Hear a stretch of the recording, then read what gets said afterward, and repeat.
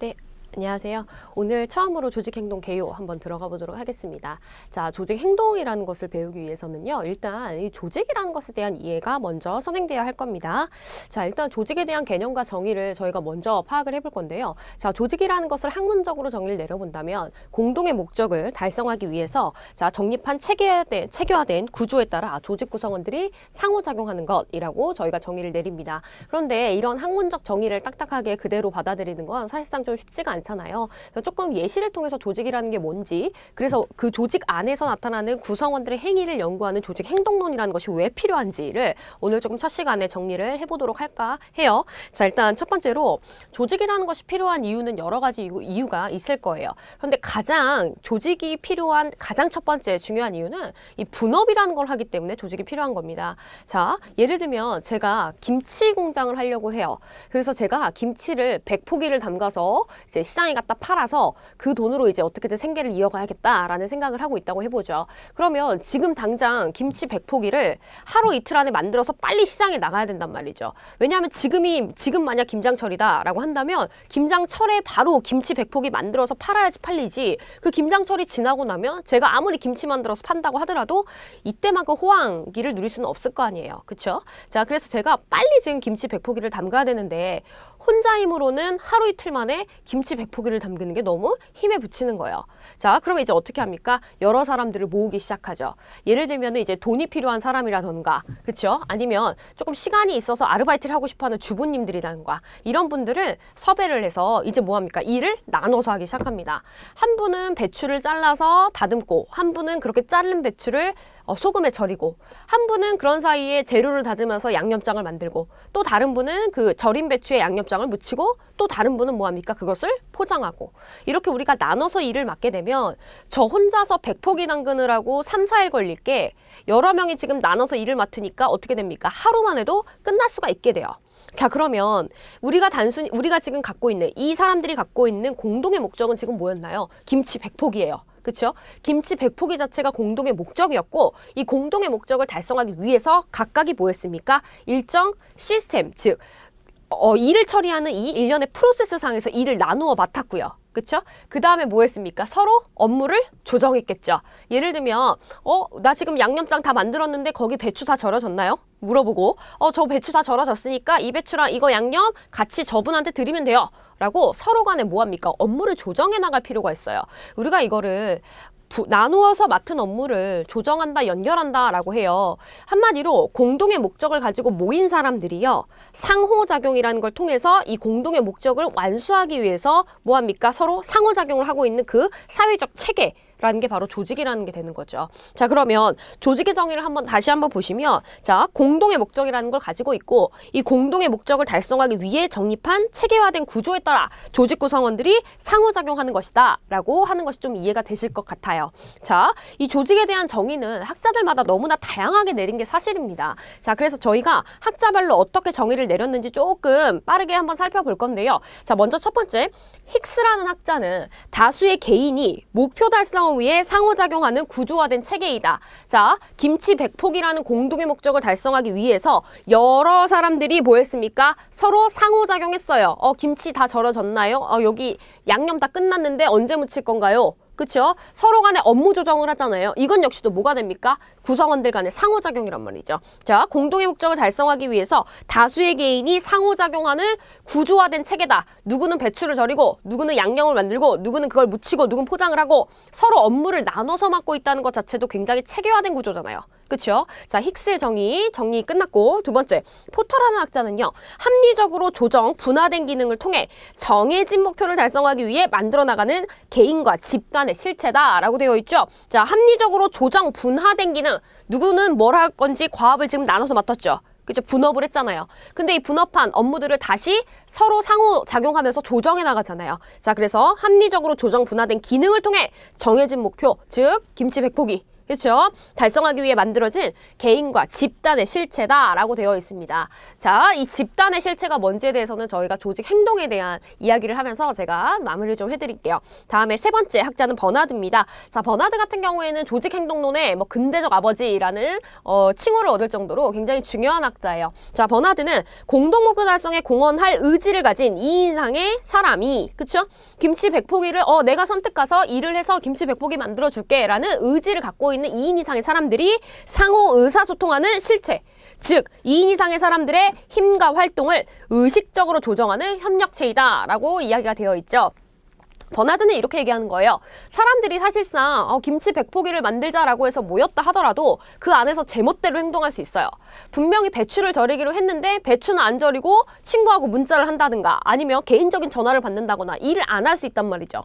하지만 조직이라고 하려면 공동의 목적을 달성하기 위해서 모여서 자신의 개인적인 행위나 자신의 개인적 의지에 따른 행위를 하는 게 아니라 이 공동의 목적을 달성하기 위한 의도된 행위를 하는 것, 사람들이 모여서 공동의 목적을 달성하기 위해 의도적인 행위를 하고 상호작용을 하는 것, 그것이 바로 조직이다라고 이야기하고 있는 게 버나드의 정의입니다. 자, 그리고 카츠란 학자는요, 카츠와 칸이란 학자는 공동 목표 하에서 내부 관리를 위한 규제 장치와 외부 환경 관리를 위한 적응 구조를 발전시켜 나가는 인간의 집단이다라고 이야기를 했어요. 자, 공동 목표 하에서 내부 관리를 위한 규제 장치, 즉 딴짓 안 하고 우리가 하기로 한 그 일을 하도록 하는 규제 장치들이 존재하는 게 조직이고, 게다가 김치 100포기라는 걸 아까 제가 뭐라고 말씀드렸죠? 김장철일 때 빨리 김치 100포기를 담가서 팔아야지 잘 팔린다 이렇게 얘기를 했었죠. 즉 환경이 지금 변화하고 있는 그 변화 속에서 변화를 감지하고 가장 적합한 때에, 즉 환경과 적합하게 활동하는 것 자체가 조직이다 라고 이야기를 하는 거죠. 자, 그래서 외부 환경 관리를 위한 적응 구조를 발전시킨 개념이다 라고 이야기를 한 겁니다. 자, 베버란 학자는요, 특정한 목적 달성을 위해 조직 구성원 간 상호작용하는 인간의 협동 집단이다 라고 되어 있죠. 특정 목표, 구성원 간의 상호작용, 협동 집단이라는 말, 우리 앞에서 김치 그 공장 이야기하면서 예시를 통해 좀 이해가 되실 것 같아요. 셀즈닉이라는 학자는요, 지속적으로 환경에 적응하면서 라고 되어 있죠.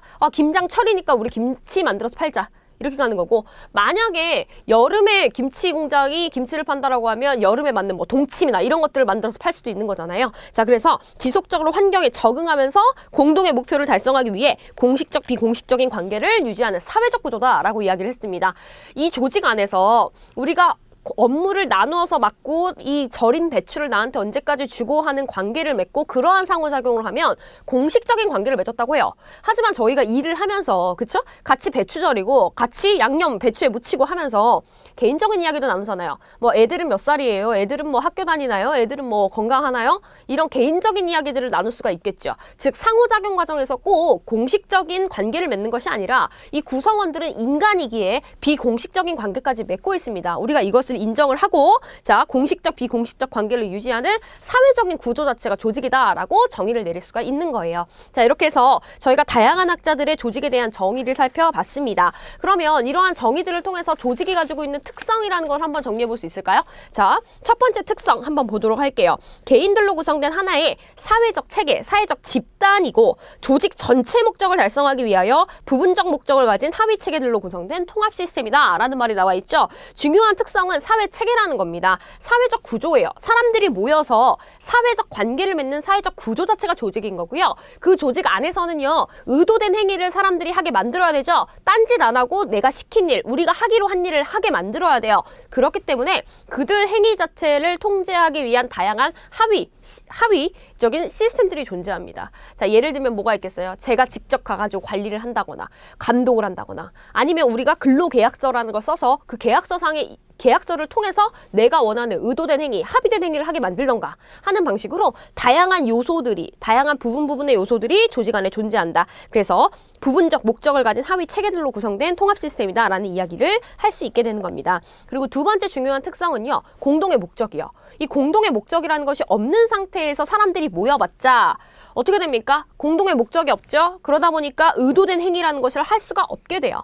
그러니까 단순히 10명이 엘리베이터에 탔어요. 그럼 그 엘리베이터 안에 있는 10명이 조직이다라고 얘기할 수 있나요? 없어요. 이유는 뭡니까? 그 10명들에게는 공동의 목적이라는 것이 없고, 공동의 목적을 달성하기 위해서 서로 상호작용하고 있지 않고, 그쵸? 그리고 어떻게 됩니까? 이 공동의 목적을 달성하기 위한 의도된 행위를 하지 않아요. 그래서 우리가 그냥 단순히 10명의 엘리베이터에 있다고 하더라도 그 10명을 조직이라고 이야기할 수가 없게 되는 겁니다.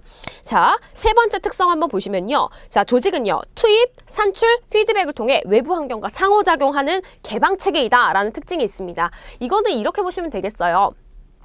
제가 겨울철에 김치 공장이 이때 겨울철에 김장철 때 바짝 김치 만들어서 수익을 내야겠다 이런 이야기를 드렸었죠. 자, 그러면 왜 겨울에 김장철에 김치를 담그려고 결정을 했는가 봐야겠죠. 일단은 환경 변화를 보니까 지금 이 겨울철에 김장이라는 걸 미리 해놔야지만 사람들은 안정감이 드는데 대부분 혼자 사는 사람들이 많다는 거죠. 그래서 뭐 할 수가 없다. 김장을 못 해요.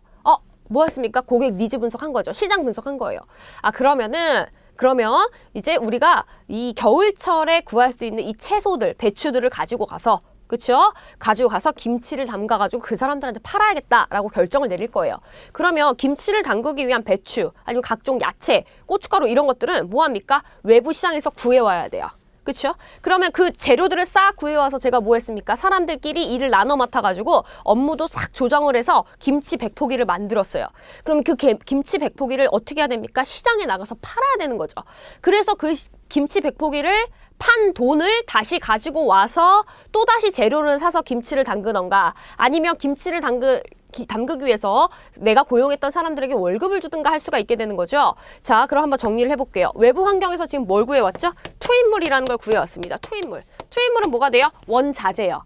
자, 이것을 가지고 오면 자, 외부 환경에서 구해왔어요. 자, 이것을 제가 지금 뭐 했습니까? 사람들과 일을 나눠 맡고 상호작용을 하면서 김치 100포기로 변환시켰죠. 그럼 이렇게 만든 김치를 뭐 했습니까? 다시 외부 환경에 가서 그쵸? 산출물로 외부 시장에 나가서 다시 판 거예요. 그럼 이 김치 100포기를 팔아서 남은 돈으로 이제 뭐 하는 겁니까? 다시 원자재를 사던가 아니면 이 변환 과정에 필요한 그렇죠. 자원으로 다시 투입을 하던가 라는 환류 과정을 거치게 되는 거예요. 환류요. 자, 투입, 변환, 산출이라는 과정을 거치는 개방 시스템이다 라고 이야기를 하는 이유는 투입물 자체 어디서 구해야 됩니까? 외부 환경에서요. 그렇죠? 자체적으로 생산을 다 못해요. 그래서 외부 환경에서 늘 원자재를 갖고 와서 조직은 산출물을 만들어야 하거든요. 자, 그럼 두 번째, 내가 만든 산출물을 어디다 갖다 팔아야 돼요? 환경에 갖다 팔아야 돼요. 시장에 갖다 팔아서 그 시장에서 돈이라는 것 아니면 새로운 자원이라는 걸 얻어야지만 다음번에 또다시 뭐 할 수 있습니까? 투입물을 사거나 아니면 변환 과정이라는 걸 거칠 수가 있게 돼요. 그래서 조직과 환경은 뗄래야 뗄 수가 없어요. 환경에서 자원 구하죠. 환경에서 산출물을 사다 줘야지 내가 다시 다음번 활동을 할 수가 있게 되잖아요. 그래서 투입, 변환, 산출이라는 투입, 변환, 산출, 피드백이라는 외부 환경과의 상호작용을 지속적으로 하는 개방체계다. 어디에 대해서 개방이 돼 있다는 거예요? 환경에 대해서 개방이 돼 있는 개방체계다라고 이야기를 하는 겁니다. 자, 그리고 네 번째로는 경계라는 걸 보유하고 있다라는 것이 특징이에요. 그래서 이 경계라는 것은 조직과 환경을 구분하는 경계선이라고 이해를 해주시면 좋을 것 같고요. 다음에 성장과 변화에 대응하는 동태적 균형을 추구한다라고 되어 있죠. 늘 환경 안에서 조직은 성장과 유지라는 걸 하기 위해 지속적으로 노력을 합니다. 성장과 유지를 하기 위해서는 환경으로부터 계속 자원을 뭐 해야 돼요? 제공받아야 돼요. 그렇죠? 그래야지만 제가 끊임없이 변화 활동이라는 걸 해서 현 상태를 유지할 수 있고 이 변화 활동을 열심히 해서 성장이라는 것도 할 수가 있게 되는 거거든요. 그러면 뭐 해야 된다? 늘 환경에 잘 보여야 돼요. 환경이라는 거 어렵게 생각하지 마시고 기업이 처한 환경 뭐가 있을까요? 대표적으로 소비자요. 소비자가 우리한테 물건을 사줘야지, 즉 물건값을 줘야지 그것이 투입물로 그쵸? 원자재로 다시 들어갈 거 아니에요? 또 뭐가 있을까요? 기업의 환경으로? 뭐 정부 정책이요. 아니면 기업 환경으로 또 뭐 있을까요? 나에게 저 변환 과정상에서 노동력을 제공해주는 그렇죠. 조직 구성원이요. 이렇게 다양한 환경 안에서 이들의 변화를 감지하고 그에 맞게 대응해 나가는 존재, 즉 동태적으로 변화해 나가는 존재가 바로 조직이다라고 이해를 해주시면 좋겠습니다. 자, 그러면 조직에 대한 정의는 이해가 됐잖아요. 그러면 이 조직이라는 것 안에서 왜 조직행동론이라는 연구가 필요할까에 대한 이야기를 또 해봐야겠죠. 자, 조직행동론이라는 것을 이해를 좀 잘 해주시면 좋겠어요. 이렇게 가볼까요?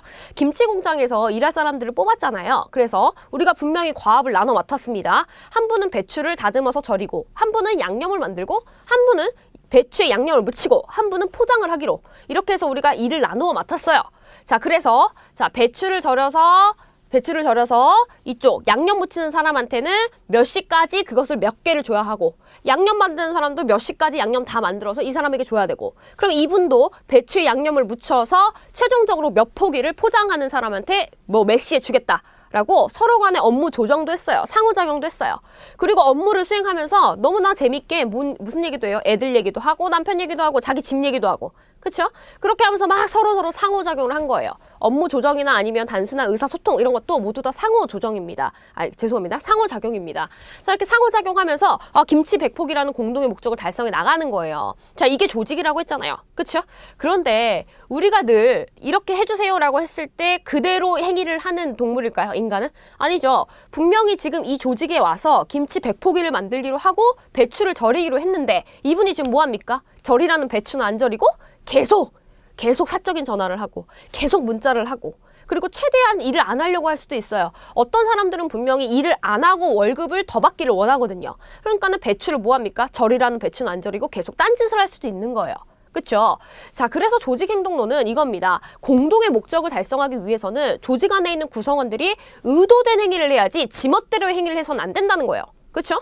그럼 공동의 목적을 달성하기 위한 의도된 행위를 하게 만들려면 이 행위 자체에 대한 이해가 필요한 거 아니냐. 그래서 조직 내 구성원들의 행위에 대한 연구를 들어가게 되고 그게 바로 조직 행동론이 됩니다. 됐죠? 자, 조직행동론의 개념 정의를 한번 보시면요. 조직행동론은 조직 내 개인 및 집단 그리고 조직 차원의 행동이나 태도에 대한 체계적인 연구를 통해 조직의 성과를 높이고 구성원의 조직 생활의 질을 높이기 위한 학문 분야이다 라고 정의가 나와 있을 거예요. 자, 이 정의를 토대로 해서 저희가 조직행동론에 대한 이야기를 좀 해볼 건데, 그럼 조직행동론의 연구 대상은 뭡니까? 행위예요. 그렇죠? 그런데 너무나 재밌는 게요. 이 행위라는 게요. 혼자 있을 때의 행위, 그리고 내가 어떤 집단 안에 있을 때의 행위, 그리고 특정 조직 안에 있을 때의 행위, 각각의 수준별로 나타나는 행위가 다 다르다는 거죠.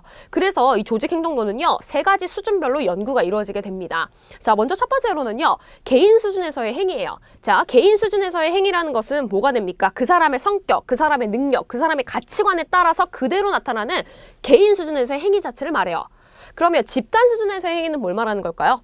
조직 안에는 다양한 집단이 있습니다. 지금은 굉장히 소규모적인 공장이어가지고, 자, 4명밖에 없었죠. 배추를 다듬어서 절이는 사람, 양념 만드는 사람, 양념 묻히는 사람, 포장하는 사람 4명밖에 없었지만, 자, 우리 김치 공장이 너무나 잘 되는 거예요. 그래서 이런 배추김치 말고 제가 깍두기도 만들기로 했고, 또 제가 뭘 만들기로 했을까요? 동치미도 만들기로 하고 여러 가지 김치를 만들기로 했어요. 그러면 배추김치 만드는 이 4명의 부서, 팀 하나, 그렇죠? 그리고 또 두 번째, 깍두기 만드는 팀 하나, 그리고 동치미 만드는 팀 하나. 지금 우리 조직 안에 팀이 벌써 3개네요. 그럼 이 3개는 뭡니까? 각각의 집단이라고도 하고 부문이라고도 하는 거예요. 이렇게 부서들이 생겨날 수밖에 없게 됩니다, 조직 안에는. 그러면 내가 혼자 있을 때는 내 성격대로, 내 능력대로, 내 가치관대로, 내 동기부여 수준대로 멋대로 행위를 한다라고 하더라도, 내가 이런 부서 안에 있게 되면요, 내가 어떻게 됩니까? 이 집단 안에서 어떠한 압력을 받게 되어서 나타나는 행위가 달라요. 그러니까 예를 들면 여자분들 혼자 있을 때는 뭐 씻지도 않을 때도 있고, 피곤해 나 오늘 안 씻고 잘래 하고 안 씻고 자는 적도 있었을 거고, 그렇죠? 아니면 조금 이제 뭐 약간 지저분한 행동을 한다거나 방 청소를 안 한다거나, 혼자 있을 때는 자기 하고 싶은 대로 막 해요. 그런데 친구들을 만나거나 아니면 뭔가 회사에서 어떤 뭐 이성들이 섞여 있는 집단에 있거나라고 한다면 그 안에서는 갑자기 깔끔한 척을 하는 경우들이 있게 돼요. 그러니까 혼자 있을 때 나타나는 행위와 집단 안에 있을 때 그런 사회적인 관계 때문에 나타나는 행위는 다르다는 거죠. 그래서 혼자 개인 수준에서의 행위 연구를 하고 나서도 별도로 이 종합원이 특정 집단 안에 있을 때는 어떻게 행위를 하는가, 거기에 대한 연구를 한 번 더 하는 거예요. 자, 그 다음에 우리가 이런 소규모적인 집단 말고요, 특정 조직 안에 있는 어떤 조직의 사람이다라고 할 경우에 나타나는 행위도 다릅니다. 왜냐하면 이 조직의 특징은 뭐라 그랬죠? 공동의 목적을 달성하기 위해서 의도된 행위를 하게 만들어야 돼요. 그래서 특정 조직 안에 있을 때는 이 조직의 목적이 뭐냐, 이 조직의 전략이 뭐냐, 이 조직의 구조가 어떠냐, 이 조직이 추구하는 가치가 뭐냐에 따라 그 특정 조직 수준에서 나타나는 개인 구성원의 행위는 또다시 달라지는 거예요. 그래서 마지막으로 조직 수준에서의 행위 연구를 한 번 더 하는 겁니다. 자, 그래서 조직행동론은 개인 수준, 집단 수준, 조직 수준에서 연구가 이루어지는 거예요. 자, 그러면 이렇게 3가지 수준별로 조직행동론은 무엇을 밝히기 위한 거냐? 행위를 연구하기 위한 거라면서요 라고 말씀하셨죠? 그러니까 그 행위를 어떻게 연구하겠다는 건지를 우리가 좀 이해를 해봐야겠죠. 자, 도식화를 한번 해보는 것도 괜찮을 것 같아요. 자, 한번 가보도록 할게요. 자, 먼저 첫 번째로 자, 조직행동론은요. 자, 행위라는 걸 연구한다라고 말씀을 드렸어요. 자, 조직 구성원들의 행위를 연구한다라고 말씀을 드렸습니다. 자, 그러면 이 행위를 대체 어떻게 하려고 이 행위를 연구하는 거냐, 과학적으로 접근하는 거냐에 대해서 이해를 해보셔야 됩니다. 근데 제가 아까 뭐라 그랬죠? 분명히 배추를 절이라고 했는데 배추를 절이지 않고 딴짓을 할 수 있다라고 말씀을 드렸어요. 그렇죠? 그러면은 그 딴짓을 안 하고 김치 100폭이라는 조직의 목적을 달성하기 위한 의도된 행위를 하게 만들기 위해서는 그들의 행위를 연구해야 된다. 이렇게 말씀을 드렸죠. 자, 이거를 저희가 간단하게 얘기를 한다면, 자, 조직의 목적을 달성하기 위해서, 조직의 목적이라는 것을 달성하기 위해서, 우리가 이걸 나중에 용어를 배울 거지만 조직의 목적을 달성했다라고 하는 걸 저희가 조직 유효성이라고 합니다. 유효성이라고 해요. 자, 이것 자체를 달성하기 위한 바람직한 행위, 즉 딴짓 안 하고 뭐합니까? 문자질 안 하고 배추 절이기로 한 그 행위를 하게 만드는 거. 그게 뭐예요? 통제예요. 통제는 의도된 행위를 하게 만드는 것. 그게 바로 통제입니다. 자, 조직 구성원들의 행위를 조직 목적 달성을 위한 행위로 변화, 통제시키기 위해서 우리가 이 행위를 연구하는 겁니다. 그럼 대체 그 연구를 어떻게 할 거냐? 연구의 목적이 뭐냐? 자, 첫 번째, 이 행위 자체를 대체 왜 하는 것이냐? 설명할 거예요. 이 설명이라는 건 원인을 설명한다는 뜻입니다. 이 행위를 대체 왜 하였느냐에 대한 원인을 설명할 거고요. 그 다음에 이 행위가 이 조직의 목적 달성 측면에서 어떠한 결과를 초래할 것이냐에 대한 예측을 할 거예요. 이 예측은 결과 자체에 대한 예측인 거겠죠? 자, 그래서 궁극적으로 뭐를 하는 거다? 그 행위가 만약에 부정적 결과를 가져온다라고 한다면 올바른 행위로 통제, 즉 변화시키려고 하는 것이 바로 조직행동론의 연구의 목적이 됩니다. 되나요? 자, 그러면 우리가 지금 점검해야 될 게 있어요. 첫 번째, 조직의 목적이라는 게 뭘 말하는 거냐? 그렇죠? 그리고 두 번째, 그러면 이 행위라는 게 개인 수준, 집단 수준, 조직 수준에서 이루어진다고 하는데 그것이 어떻게 이루어지는 건지, 어떤 것을 연구하는 건지 구체적으로 한번 이야기를 해볼 필요가 생겨요. 그렇죠? 자, 먼저 정리하실 건 이거죠. 자, 조직 구성원의 행위를 설명, 예측하여 조직 목적 달성을 위한 바람직한 행위로 통제, 변화시키기 위한 것이 바로 조직행동론의 연구의 목적입니다. 됐죠? 자, 그러면 저 행위를 개인 수준, 집단 수준, 조직 수준 세 가지 수준으로 접근하게 된다라고 말씀을 드렸죠? 자, 그럼 먼저 첫 번째로 개인 수준의 행위 모형 한번 그려볼까요? 자, 개인 수준 행위입니다. 개인 수준에서의 행위를 연구한다라는 것은요, 개인 조직 구성원의, 그렇죠? 개인의 행위 자체를 뭐 하는 거예요? 조직의 목적 달성, 즉 조직의 유효성 증대를 위한 행위로 조직의 유효성이라는 것을 증대하는 바람직한 행위로 뭐 하는 겁니까? 통제시키려는 시도예요. 그렇죠? 그러면 대체 이 행위 자체는, 그러니까 개인 수준에서 개인 수준에서 나타내는 행위는 무엇으로 인해서 이런 행위가 나오느냐에 대한 이해가 먼저 돼야겠죠. 그렇죠? 자, 그래서 저희는요, 개인 수준에서의 행위를 유발하는 원인 변수를 각 절로 놓고 배우게 됩니다. 자, 먼저 첫 번째로는요, 이 개인 구성원이 갖고 있는 성격이요. 예를 들면 외향적인 성격이냐 내향적인 성격이냐에 따라서 조직 안에 나타나는 개인 행위가 다를 거예요. 외향적인 성격인 사람은 뭔가 상호작용이 더 활발하겠죠. 하지만 내향적인 성격이 있는 사람은 상호작용에 굉장히 소극적이고 자신이 맡은 업무나 아니면 자기 자신에만 조금 더 신경을 많이 쓸 가능성이 높아요. 그렇죠? 또 이 사람이 가지고 있는 가치관 자체가 어떤 가치관이냐? 예를 들면 개인주의 가치관을 조금 더 강하게 갖고 있다라고 한다면 다른 사람과 상호작용을 할 때 활발하지 못할 수가 있고 조직의 목적이나 집단 목적보다는 자신의 목적을 더 우선시할 가능성이 높을 거예요. 그렇죠? 하지만 반대로 집단주의 가치관이라는 것이 강한 사람이라면 개인은 희생을 하더라도 집단의 목적 달성을 위한 행위를 더 많이 나타낼 수가 있겠죠. 자, 그리고 이 사람이 가지고 있는 능력 수준에 따라서도 나타내는 행위가 다를 거고요. 그렇죠? 만약에 능력이 많이 없다라고 한다면 그 부족한 능력을 덮기 위해서 정치 행위를 더 많이 할 가능성도 높거든요. 자, 게다가 또 볼까요? 감정 측면에서는 이 사람이 지금 직무 스트레스를 얼마나 받고 있느냐, 스트레스 수준이 굉장히 높다라고 한다면 이 직무 자체를 수행할 때 어떻게 되겠습니까? 부정적인 결과들이 더 많이 나올 수가 있겠지만 뭔가 이 직무 자체에 대해서 스트레스를 덜 받고 있고 긍정적인 감정을 갖고 있다라고 한다면 즐겁게 그 업무를 수행해서 성과가 올라갈 수도 있는 거잖아요. 자, 그리고 네 번째로는 또 보실 수 있는 게 이 사람의 윤리 수준이나 아니면 이 사람이 조직을 얼마큼 신뢰하는지, 그리고 이 사람의 정의감에 대한 정도, 이런 것들이 모두 다 뭐가 됩니까? 행위의 원인 변수로서 작용을 할 수가 있게 돼요. 자, 또 마지막 변수, 아주 중요한 변수인데 이 개인 구성원이 가지고 있는 동기부여의 수준 역시도 개인의 행위를 뭐합니까? 결정하는 하나의 원인이 될 수 있을 겁니다. 자, 그럼 우리가 직접적으로 바람직한 행위로 뭐 해야 돼요? 이 각각의 행위에 대한 설명 예측이 끝나고 나면 자, 설명 예측이에요. 무슨 말이에요? 성격이 원인, 성격 유형별로 어떤 행위가 나오는지 설명하고 그래서 그 성격 유형별로 나오는 이 행위가 어떤 결과를 초래할지 예측한다고요. 그렇죠?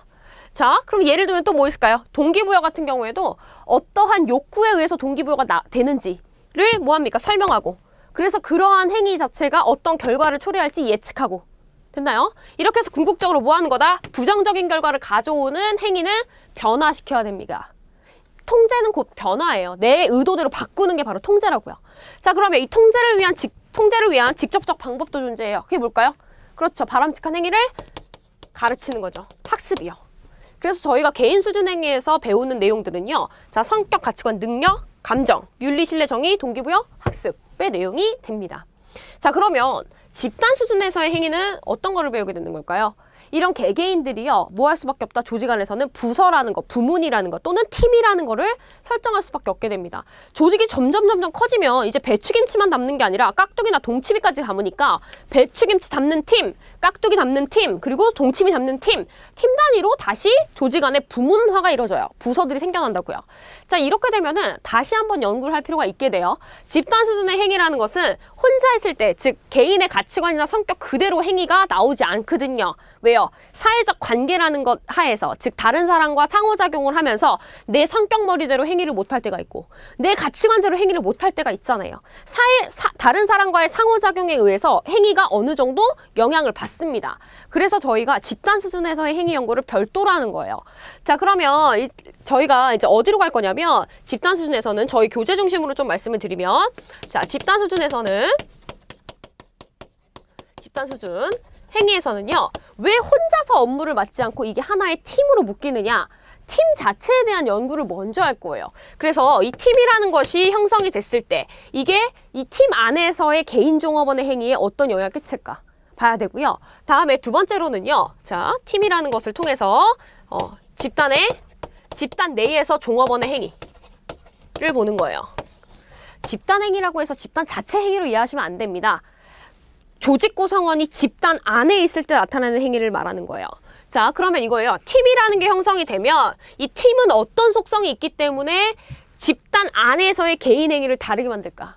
팀은요, 어떤 특징이 있냐면 공동의 목적을 달성하기 위해서 모인 사람들인데 이 사람들이 그 목적 달성 여부에 대해서 공동의 책임을 져요. 그러니까 어떤 정신이 굉장히 강하겠어요? 공동 운명체적인 정신이 굉장히 강해요. 그래서 단순한 집단보다 훨씬 더 상호작용이 긴밀하게 일어나 버리고 그리고 이 사람들은 뭐합니까? 상호작용이 긴밀하게 일어나다 보니까 시너지 효과가 더 많이 발생해요. 자, 그러다 보니 이러한 특이한 팀이다 보니 이 안에서 나타나는 종업원들의 행위는 달라질 수밖에 없죠. 혼자 있을 때와는. 자, 그렇게 해서 이게 조직의 유효성 달성, 조직의 유효성을 증대시키는 바람직한 행위로 되도록 관리라는 걸 해야 될 거예요. 그쵸? 다양한 관리 방안이 있겠지만 우리는 여기서 하나를 더 봅니다. 이 집단 행위가 바람직한 행위로 갈 수 있도록 영향력을 끼치는 리더십에 대한 이해가 필요해요. 그래서 우리 교재에서는 집단 수준 행위에서 팀과 리더십이라는 두 가지 테마를 공부하게 됩니다. 됐죠? 자, 그럼 마지막 한번 가볼까요? 조직 수준 행위요. 조직 수준 행위는 여기다가 마저 한번 그림을 완성해 보도록 할게요. 자, 조직 수준의 행위다라고 한다면 조직 수준 행위는 조금 더 큰 범위에서 생각을 해봐야 되겠죠. 공동의 목적을 달성하기 위해서 조직이 의도한 행위를 조직 구성원들이 해야만 해요. 그렇죠? 그러면 조직 구성원들에게 의도된 행위를 하게 만들 수 있는 방법이 뭐냐? 의도된 행위를 하게 만드는 원인이라는 게 대체 뭐냐는 거예요. 자, 조직 수준의 행위 갑니다. 자, 두 가지예요. 누가 어떤 업무를 맡을 거고 이 업무를 수행하는데 너는 이렇게 행위를 해야 하고 너는 의사결정을 여기까지만 내릴 수 있고 하는 구조가 필요합니다. 그렇죠? 그래서 이 조직 수준에서의 행위, 즉 조직 구성원이 특정 조직 안의 구성원으로 일을 할 때 의도된 행위를 해야 되는데 그 의도된 행위를 하게 만드는 가장 큰 원인 변수로 조직 구조가 들어오게 돼요. 그럼 조직 구조는 틀이에요, 틀. 이 틀 안에서 너는 이러한 행위를 해야 해 라고 의도된 행위, 정해준 행위를 하게 만드는 겁니다. 틀, 몸뚱아리죠. 그럼 이 틀 안에서 정해진 대로 업무 수행을 하되 만약에 정해지지 않은 상황이 발생하면요. 아니면은 내가 그냥 그 규정 규칙에 있는 대로만 행위를 하는 게 아니라 뭔가 의사결정이라는 걸 내리고 가치 판단이라는 걸 내려야 된다라고 한다면 이때도 뭐 해야 됩니까? 공동의 목적을 달성하기 위한 특정 조직의 구성원으로서 의도된 가치 판단을 하고 그에 따른 행위를 해야 할 거예요. 그래서 정신머리를 개조합니다. 그게 바로 조직 문화예요. 조직 구조와 조직 문화라는 거를 통해서 뭐 하는 거다? 조직 목적 달성을 위한 의도된 행위를 하게 만드는 것. 이것이 바로 조직 수준에서 구성원의 행위를 연구하는, 즉 조직 수준에서의 행위 연구라고 봐주시면 되겠습니다. 이렇게 해서 궁극적으로 뭐 하는 겁니까? 조직 목적 달성, 즉 조직 유효성이라는 걸 증대시키기 위한 행위를 하게 만드는 거죠. 자, 그러면 궁극적으로 이 조직 행동의 행동에서 조직의 목적 달성을 했다 또는 조직의 유효성을 증대됐다라고 말을 할 수 있으려면 자, 4가지 변수가 모두 다 긍정적으로 나타나야 됩니다. 자, 먼저 첫 번째로는 조직이 생산성 자체가 뭐야 돼요? 증대돼야지만 조직의 유효성이 증대됐다. 조직의 목적을 달성했다라고 이야기할 수 있겠죠. 다음 두 번째로는 뭐 할 수 있을까요? 조직 구성원이 결근을 하거나 또는 이직을 하는 것 자체, 이런 부정적인 행위를 나타내지 않아야지 또 조직 유효성이 증대됐다 아니면 조직의 목적을 달성했다라고 이야기할 수 있을 거예요. 자, 그리고 세 번째로는 이 조직의 구성원들 자체가 조직의 목적만을 위해서 단순히 희생되는 존재가 아니라 조직의 목적 달성을 위해서 이 과업이나 직무를 수행하면서도 스스로 뭐 해야 됩니까? 만족해야지만 그것이 유효한 조직, 효과적인 조직이라고 말할 수 있지 않겠어요? 자, 그래서 세 번째로는 이 구성원들의 만족이라는 것을 이 조직 유효성 판단 기준으로 삼게 됩니다. 자, 이렇게 해서 저희는 어떻게 한다고요? 개인 수준, 집단 수준, 조직 수준의 자체의 행위를 생산성 증대, 결근 및 이직률 감소, 만족 증대와 같은 그렇죠. 조직 유효성 판단 기준의 긍정적 결과를 초래하는 바람직한 행위로 통제하기 위해 개인 수준, 집단 수준, 조직 수준에서의 행위를 연구합니다. 됐죠? 행위를 연구한다는 것은 그 개인 수준, 집단 수준, 조직 수준에서의 행위를 설명, 예측하고 궁극적으로 통제한다는 것을 의미하는 거예요. 이게 바로 조직행동론이 되겠습니다. 자, 이렇게 해서 저희가 조직행동론의 4가지 의존적 변수까지 정리를 좀 했고요. 다음 시간에는 조직행동론의 이론적 발전과 관련한 내용을 정리하겠습니다. 수고하셨습니다.